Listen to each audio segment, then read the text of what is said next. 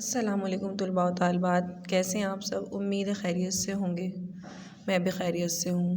میں آپ کی اسلامیات کی ٹیچر، اور آج ہم پڑھیں گے اسلامیات کا احادیث مبارکہ کا تیسرا حصہ۔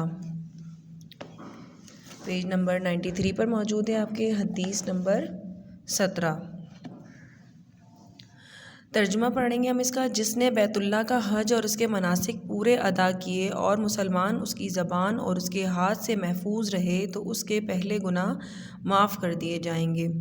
تشریح ہے اس کی کہ حج بھی اسلام کا ایک اہم رکن ہے۔ ہر صاحب استطاعت مسلمان مرد اور عورت پر زندگی میں ایک بار بیت اللہ کا حج فرض ہے۔ حج کے سلسلے میں مکے میں دنیا بھر کے مسلمانوں کا عظیم الشان اجتماع ہوتا ہے، لہٰذا اس بات کا اہتمام ضروری ہے کہ اس موقع پر صبر و تحمل، عفو درگزر اور ایثار سے کام لیا جائے۔ اپنے کسی مسلمان بھائی کی زبان سے دل آزاری کی جائے، نہ ہاتھ سے اسے کوئی تکلیف پہنچائی جائے۔ اس حدیث میں یہی بات کہی گئی ہے کہ جو حج اس اہتمام سے کیا جائے کہ اس کے نتیجے میں انسان کے پچھلے تمام گناہ معاف کر دیے جائیں گے۔ تو اس کو مزید ہم اس کی تشریح کرتے ہیں، اور مزید اس کو میں آپ کو وضاحت کے ساتھ بیان کرتی چلوں کہ حج کے معنی کیا ہیں۔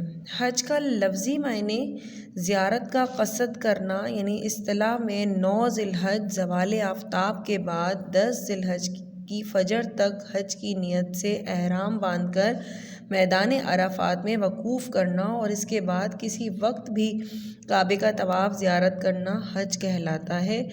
واضح رہے کہ حج کی مکمل ادائیگی 8 ذی الحج سے 12 ذی الحج تک تقریباً 5 دن صرف ہوتے ہیں۔ مناسک حج سے مراد۔ اس حدیث میں مناسک حج کے الفاظ استعمال ہوئے ہیں۔ اس کا مطلب ہے کہ حج کرنے کا طریقہ اور وہ کام جو حج کرنے کے لیے حاجی کو ضروری کرنے پڑتے ہیں، وہ کام مندرجہ ذیل ہیں۔ اس میں آپ کو شرائط، فرض، واجب، کیا کیا چیزیں واجب ہوتی ہیں، کیا کیا سنت ہوتی ہیں، کیا فرض ہوتی ہیں، اور کیا کیا شرطیں ہوتی ہیں، یہ تمام باتیں آپ کو یہاں پر بتائی جائیں گی۔ تو سب سے پہلے نیت کرنا شرط ہے آپ کی، احرام باندھنا شرط ہے، تلبیہ پڑھنا یہ سنت ہے، زیارت کعبہ یہ بھی سنت ہے، استلام یہ بھی سنت ہے، طواف یعنی 7 چکر یہ فرض ہیں، آب زمزم پینا سنت ہے، مقام ابراہیم کے پاس نماز ادا کرنا یہ بھی سنت ہے، سعی کرنا واجب ہے، منی میں قیام سنت ہے، وقوف عرفات فرض ہے آپ پر، مزدلفہ میں رات گزارنا واجب ہے، قربانی کرنا واجب ہے، طواف زیارت فرض ہے، رمی اور جمرات یہ واجب ہیں، طواف وداع یعنی رخصت، یہ رخصت کے وقت طواف کیا جاتا ہے، اسے طواف وداع کہا جاتا ہے، یہ جو ہے واجب ہے۔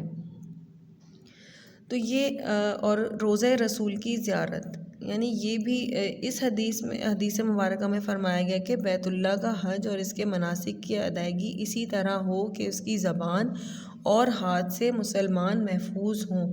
اگر اس حالت میں حج کیا تو پھر اس کے پچھلے گناہ معاف ہو گئے۔ اس کے پس منظر میں آ جاتے ہیں کہ کیا تھا کہ حج فرض ہونے سے پہلے سال یعنی 9 ہجری میں حضرت ابوبکر صدیق رضی اللہ تعالیٰ عنہ کی قیادت میں 300 صحابہ کرام رضی اللہ تعالیٰ عنہ نے حج کی سعادت حاصل کی۔ 10 ہجری میں حضور اکرم صلی اللہ علیہ وسلم نے اپنی زندگی کا پہلا اور آخری حج تقریباً 1,24,000 صحابہ کرام کے ساتھ ادا فرمایا۔ حج کی فرضیت۔ حج ہر اس بالغ مسلمان مرد اور عورت پر زندگی میں ایک بار اللہ کی طرف سے فرض ہے، اور جو اس کی طرف جانے کی قدرت رکھتا ہو، یعنی خرچ اور جسمانی طاقت رکھتا ہو۔ اللہ تعالیٰ نے ارشاد فرمایا کہ اور لوگوں پر اللہ کے لیے بیت اللہ کا حج اور اس کی طرف جانے کی استطاعت، جو اس طرف جانے کی استطاعت رکھتا ہو، مطلب یہ اس کی فرضیت میں شامل ہے۔ حضور اکرم صلی اللہ علیہ وسلم کا ارشاد ہے کہ حج اور عمرہ کرو، کیونکہ یہ فکر اور گناہوں کو اس طرح مٹاتے ہیں جس طرح بھٹی لوہے چاندی اور سونے کے زنگ کو مٹاتی ہے۔ حج مبرر یعنی مقبول کی جزا صرف جنت ہے، یعنی جو حج مقبول ہو جائے اس کی جزا صرف جنت ہے۔ حاجی کی مغفرت، حج کرنے والے کی مغفرت ہو جاتی ہے، اور جس کے لیے حج کرنے والا استغفار کرے گا اس کی مغفرت کی جائے گی۔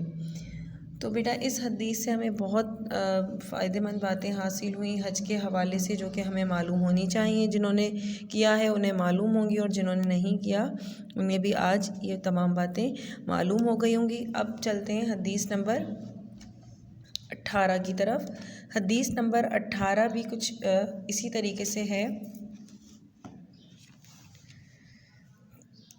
تشریح ہے اس کی، ترجمہ۔ جس کے قدم اللہ کی راہ میں غبار آلود ہوئے، اللہ نے اسے آگ پر حرام کر دیا۔ تشریح اس کی کہ بندہ اپنے رب کی خوشنودی کے لیے جو بھی مشقت اور تکلیف برداشت کرتا ہے اس پر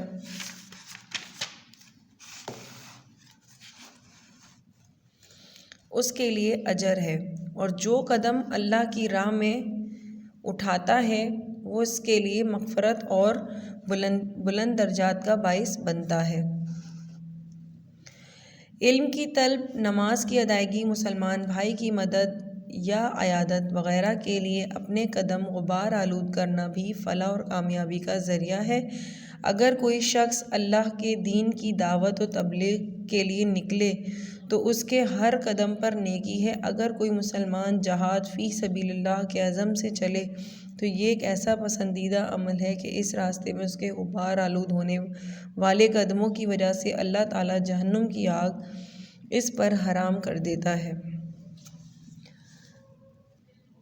تو بیٹا اس حدیث کو ذرا تفصیل سے اور پڑھ لیتے ہیں کہ اس کے مقاصد، اس کی فضیلت، یعنی اس میں جہاد کے بارے میں بھی آپ بتایا جا رہا ہے، تو اس کی فضیلت کہ کیا ہے، اس میں آگے چل کر آگے کی باتوں میں آپ کو معلومات ہوں گی۔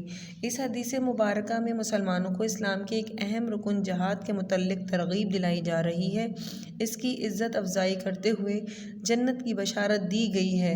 جہاد کا لفظ جہد سے نکلا ہے، جس کا مطلب ہے کسی مقصد کے حصول کے لیے بھرپور کوشش کرنا۔ اصطلاح میں اللہ کی راہ میں سعی اور کوشش کرنا، یعنی دین اسلام کے غلبہ، دین کے تحفظ اور دین اسلام کی دعوت و اشاعت کے لیے بھرپور کوشش کرنا۔ جہاد اسلامی کے مقاصد کیا ہوتے ہیں اس کے؟ کہ اسلامی ریاست کی سرحدوں کا تحفظ کرنا ہوتا ہے، دنیا سے ظلم و ستم، دہشت گردی اور بد امنی کا خاتمہ کرنا ہوتا ہے۔ تیسرا یہ کہ دین اسلام کو غالب کرنے کے لیے جہاد کرنا، اس کا مطلب امن و سلامتی، عدل و انصاف، مساوات اور اخوت کا قیام ہے، اور ظلم و زیادتی، صبر، تشدد، بدامنی اور دہشت گردی کا خاتمہ کرنا ہے۔ جہاد کی فضیلت قرآن مجید کی روشنی میں کچھ اس طریقے سے ہے کہ اللہ تعالیٰ ارشاد فرماتے ہیں کہ پس اللہ کی راہ میں ان لوگوں کو لڑنا چاہیے جو آخرت کے ثواب کے بدلے دنیا کی زندگی فروخت کر چکے ہیں، اور جو اللہ کی راہ میں جنگ کر کے پھر قتل کر دیا جائے یا غالب آ جائے تو ہم عنقریب اسے اجر عظیم عطا فرمائیں گے۔ جہاد کی فضیلت حدیث مبارکہ کی روشنی میں کہ حضور اکرم صلی اللہ علیہ وسلم نے ارشاد فرمایا کہ جہاد کی نیت سے چند گھنٹے سفر کرنا روئے زمین کی ساری دولت سے افضل ہے۔ جہاد کی فضیلت، احادیث اسلامی جہاد کے آداب کہ حضور اکرم صلی اللہ علیہ وسلم نے جہاد کے دوران مختلف مواقع پر جو ہدایات دیں چند مندرجہ ذیل ہیں۔ اس میں سے دشمن کی املاک میں لوٹ مار نہ کرنا، دشمن کو اذیت دے کر قتل نہ کرنا، دشمن کو آگ میں جلا کر نہ مارنا، جنگ میں کسی بھی صورت میں حصہ نہ لینے والے افراد مثلاً عورتیں، بچے، بوڑھے، بیمار، زخمی، معذور، گوشہ نشین، درویش وغیرہ کو اسلام نے قتل کرنے سے منع کیا ہے۔ جہاد کی اقسام کیا کیا ہیں کہ مطلب کن کن چیزوں سے جہاد جو ہے ہم پر واضح ہوتا ہے۔ اس کی قسمیں ہیں کہ مال کا جہاد، اگر آپ کوئی مال اللہ کی راہ میں خرچ کر رہے ہیں تو آپ یعنی مال سے جہاد کر رہے ہیں۔ ایک جہاد ہوتا ہے جان کا جہاد، یعنی اللہ کی راہ میں اپنی جان دینے سے آپ دریغ نہیں کریں گے تو یہ جان کا جہاد ہے۔ زبان کا جہاد، اللہ کی خاطر پرزور طاقت رکھتے ہوئے بھی آپ اپنی زبان کو صرف اللہ کی خاطر اپنے کنٹرول میں رکھیں گے تو یہ بھی زبان کا جہاد ہے۔ قلم کا جہاد، قلم کے ذریعے یعنی آپ اگر اپنی تحریروں سے لکھ کر پرزور تحریر سے لکھ کر اور آپ اپنے دین کا دفاع کریں گے یا اللہ تعالیٰ کے احکامات کی پرزور حمایت کریں گے تو یہ آپ کا قلم کا جہاد ہوا۔ اور آخری جہاد ہے خواہشات کے خلاف جہاد، یعنی آپ کی ایسی خواہشیں جو آپ کو دین سے دور کر رہی ہوں یا اپنے رب سے دور کر رہی ہوں، آپ اپنی ہی خواہشات کی خلاف جہاد کریں گے تو یہ آپ کی خواہشات کے خلاف جہاد کہلائے گا۔ اور جہاد ایسی تمام کسی بھی باتوں پر آپ عمل کر کے، ان ساری باتوں پر آپ عمل کر کے آپ جہاد میں شامل ہو سکتے ہیں۔ تو بیٹا آپ کو جہاد کی اہمیت کا اندازہ اور اس کی فرضیت کا اندازہ بہت اچھے سے اس حدیث کو پڑھ کر ہو گیا ہوگا۔ اب ہم چلتے ہیں حدیث نمبر 19 کی طرف۔ حدیث نمبر 19 میں اس کا ترجمہ موجود ہے یہاں پر کہ تم میں سے ہر ایک نگہبان ہے اور تم میں سے ہر ایک اپنی رعیت کے بارے میں جواب دہ ہے۔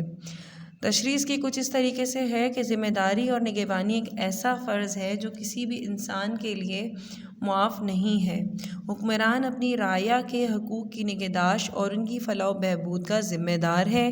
ماں باپ اپنی اولاد کی تعلیم و تربیت کے سلسلے میں جواب دہ ہے، حتیٰ کہ کسی دفتر کا ایک کارکن بھی اپنے کاموں کا ذمہ دار ہے اور اس سلسلے میں اسے بھی اللہ کی بارگاہ میں جواب دہ ہونا پڑے گا۔ لہٰذا لازم آتا ہے کہ ہم اپنی ذمہ داریوں کو دیانت اور محنت سے ادا کریں۔ اس حدیث کی میں آگے کچھ اور مزید تشریح آپ کو ایکسپلین کرتی ہوں کہ اس حدیث کا مطلب یہ ہے کہ اس حدیث مبارکہ میں معاشرے کے ہر فرد کو اس کی حیثیت کے مطابق اخلاقی، دینی، معاشرتی، انفرادی اور اجتماعی ذمہ داری کا احساس دلایا جا رہا ہے۔ ہر انسان اپنی جگہ نگہبان اور ذمہ دار ہے۔ جو لوگ اس کے زیر اثر ہیں وہ اس کی رعیت ہیں جس کے بارے میں وہ قیامت کے روز خدا کے سامنے جواب دہ ہے۔ مثلاً باپ اپنے خاندان اور اولاد کے لیے ذمہ دار ہے۔ اللہ تعالیٰ اس سے پوچھے گا کہ تم نے اپنے خاندان کو اللہ کی راہ پر چلایا یا شیطان کے راستے پر؟ اپنی اولاد کی تعلیم و تربیت کیسی کی؟ انہیں حلال روزی کھلائی یا حرام؟ اس طرح شوہر بیوی کا ذمہ دار ہے۔ تم نے بیوی کا حق ادا کیا، اسے شرعی احکامات کا پابند بنایا، اسے شتر بے مہار کی طرح آزاد چھوڑا۔ اسی طرح بھائی اپنی بہن کا ذمہ دار ہے۔ ہر مسلمان ذمہ دار ہے۔ حدیث کی روشنی میں یہ بات کہی جا سکتی ہے کہ ہر مسلمان ذمہ دار ہے، خواہ باپ ہو، بیٹا ہو، ماں ہو یا افسر۔ ہر محکمے کا افسر اللہ کی عدالت میں جواب دہ ہے۔ کمشنر، ڈپٹی کمشنر، گورنر اور وزیر بھی اپنے ضلع، ڈسٹرکٹ اور صوبے کے ذمہ دار ہیں۔ صدر پورے ملک کا ذمہ دار ہے۔ حکمرانوں پر سب سے زیادہ ذمہ داری عائد ہوتی ہے۔ خدا ان سے پوچھے گا کہ تم نے حکومت کس طرح کی؟ تمہارے قوانین میرے قوانین پر عمل کروایا یا اپنا قانون چلایا؟ اپنے ماتحت لوگوں سے انصاف کیا اور ان کے حقوق ادا کیے یا اپنی طاقت کا غلط استعمال کیا؟ تو بچوں، آپ کو حضرت عمر فاروق رضی اللہ تعالیٰ عنہ کا احساس ذمہ داری کے بارے میں بتاؤں کہ وہ کس طریقے سے کتنے ذمہ دار تھے۔ حضرت عمر فاروق رضی اللہ تعالیٰ عنہ فرمایا کرتے تھے کہ اگر فرات کے کنارے بکری کا ایک بچہ بھی بھوکا مر گیا تو عمر رضی اللہ تعالیٰ عنہ قیامت کے روز خدا کے سامنے اس کا جواب دہ ہوگا۔ یہ ذمہ داری کا احساس تھا کہ حضرت عمر رضی اللہ تعالیٰ عنہ ایک بیوہ عورت اور یتیم بچوں کے لیے خورد و نوش کے سامان اپنے کندھوں پر اٹھا کر لے جاتے ہیں، اور جب غلام سامان اٹھانے کے لیے اصرار کرتا ہے تو فرماتے ہیں کہ قیامت کے روز تم میرا بوجھ نہیں اٹھا سکو گے، لہٰذا اس سامان کا بوجھ دنیا میں مجھے ہی اٹھانے دو۔ تو تو یہ تھا احساس ذمہ داری ہمارے صحابہ کرام کا، ہمارے خلفائے راشدین کا۔ اور آخر میں آپ سے عرض کروں گی کہ اگر ہر فرد اپنی ذمہ داری کو محسوس کرے اور صحیح طور پر اپنے کام انجام دے تو معاشرہ صحیح بنیادوں پر استوار ہو سکتا ہے، یہ امن و سلامتی کا گہوارہ بن سکتا ہے۔ اگر اس ارشاد نبوی پر پوری طرح عمل کیا جائے تو ہمارے بے شمار الجھے ہوئے مسائل حل ہو سکتے ہیں۔ بیٹا اب ہم پڑھیں گے حدیث نمبر 20۔ ترجمہ ہے اس کا، لوگوں میں اچھا وہ ہے جو لوگوں کو نفع دیتا ہے۔ تشریح اس کی ہے کہ قرآن کریم میں ارشاد ہے کہ اس دنیا میں عزت اور کامیابی انہی لوگوں کو نصیب ہوتی ہے جو خلق خدا کو فائدہ پہنچاتے ہیں اور انسانیت کی فلاح و بہبود کے لیے کوشاں رہتے ہیں۔ اس حدیث میں اسی بات کی وضاحت کی گئی ہے، لہٰذا ہمیں چاہیے کہ مخلوق خدا کی خدمت کرتے رہیں اور اسے فائدہ پہنچانے کی ہر ممکن کوشش کریں۔ خیر الناس بننے کا یہی بہترین طریقہ ہے اور اسی میں ہماری دنیاوی کامیابی اور آخرت کی نجات کا راز پوشیدہ ہے۔ شریعت میں دو طرح کے حقوق ہیں، حقوق اللہ یعنی اللہ کے حقوق، اور دوسرا حقوق العباد یعنی بندوں کے حقوق۔ حقوق اللہ کی بھی بڑی اہمیت ہے، لیکن اگر اللہ تعالیٰ چاہے تو اپنے حقوق معاف کر سکتا ہے، لیکن بندوں کے حقوق خدا بھی اس وقت تک معاف نہیں کرے گا جب تک بندے خود ان حقوق کو معاف نہ کر دیں۔ ایک شخص خدا کو راضی رکھتا ہے، اس کی خوب عبادت کرتا ہے، لیکن بندوں کے ساتھ اس کا سلوک اور برتاؤ اچھا نہیں ہے تو ایسا شخص ہرگز اچھا مسلمان کہلانے کا مستحق نہیں ہے۔ حدیث کے حوالے سے رسول اکرم صلی اللہ علیہ وسلم کا یہ طریقہ تھا کہ ضرورت مند لوگوں کے چھوٹے موٹے کام اپنے ہاتھ سے کر دیا کرتے تھے،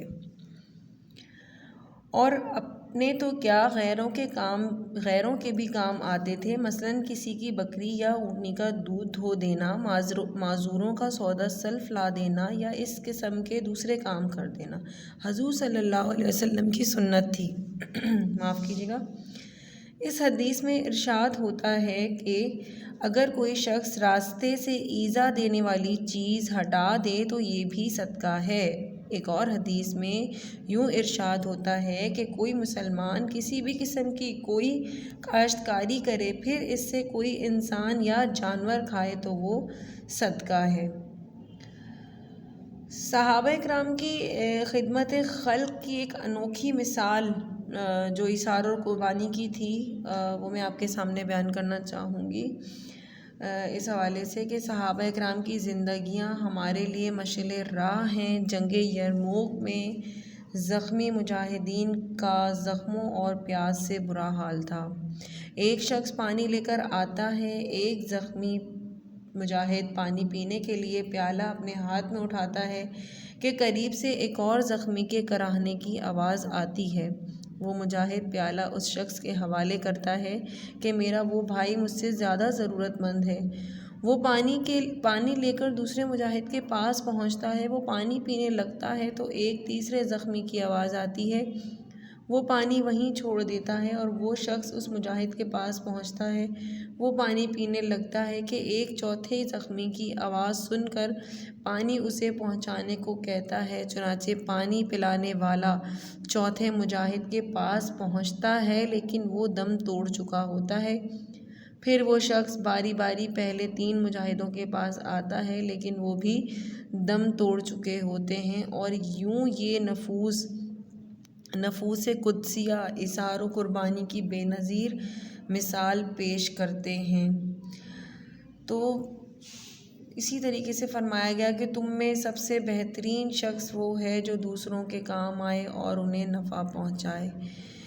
تو طلباء آپ کو اس حدیث سے اچھے لوگوں کی کیا کیا مطلب ان کے اندر کوالٹیز ہوتی تھیں اس کے بارے میں ہمیں اس حدیث سے پتہ چلتا ہے، اور یقیناً ہم سب کو عمل کرنا چاہیے۔ اور اچھا انسان بننے کی، اچھے اخلاق رکھنے کی کوشش کرنی چاہیے کہ ہمارے اخلاق اللہ تعالیٰ ہم سب کے بہت بہترین بنا دیں اور ہمیں بہت اچھا انسان بنا دیں اور ہمیں لوگوں کو نفع پہنچانے والا بنا دیں، آمین۔ یقیناً آپ کو یہ حدیث بہت اچھے سے سمجھ آ گئی ہوگی۔ اپنا بہت سارا خیال رکھیے گا، اور ان احادیث کے ترجمے جس طریقے سے پہلے آپ کو کہے گئے تھے کہ ان کی احادیث اور ان کا اردو ترجمہ اپنے رجسٹر میں آپ نے کرنا ہے، تو آپ نے اپنے رجسٹر میں اسی طریقے سے ان احادیث کو لکھنا ہے۔ تو اپنا بہت سارا خیال رکھیے گا۔ جزاک اللہ خیر، اللہ حافظ۔